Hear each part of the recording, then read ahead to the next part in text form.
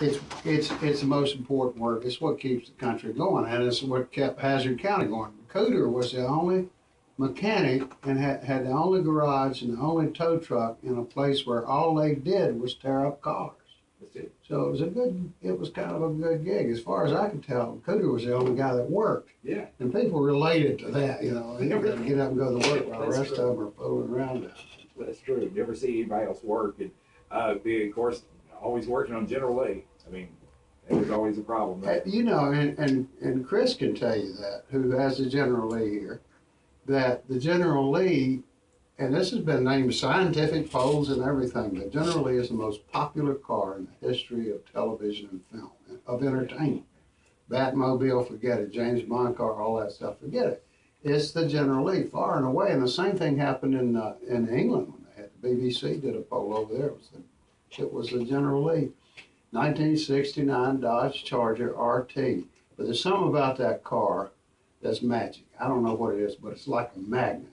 It was a beautiful car to begin with, but going with the show, the rebel flag, the 01, the color scheme, and the fact that, you know, sort of like when I was a kid, when it was Roy Rogers and Gene Autry and the Trigger and Champion, and the good guys always won. Those horses were, when I was a kid, I was thinking, boy, if I could have Champion, Gene Autry's horse in the backyard, I mean. But now kids who grew up with the show got their General Lees. Oh, sure. There's over 1,000 General Lee replicas that people have built, and they're much nicer cars than the ones we had on the show, because those are mostly just thrown together to be destroyed. You know?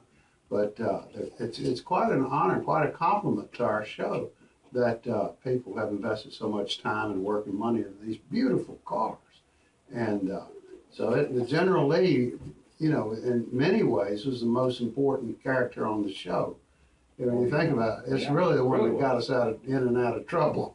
Yeah, and you know, that vehicle itself, I mean, everybody is. And it's also the only character that hadn't aged a bit.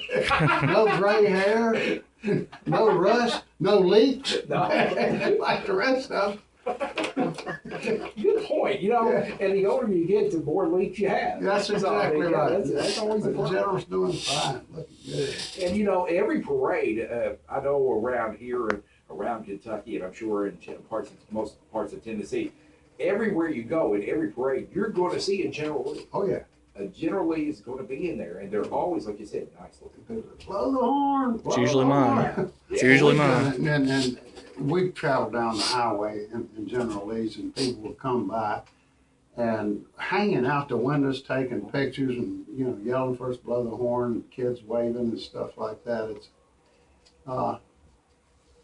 the show was fun. You mentioned earlier that it was family, good old-fashioned family fun, and those two words are important. There aren't any family shows anymore, and by that I mean where the whole family can pile up and watch it together and not worry about what their kids are going to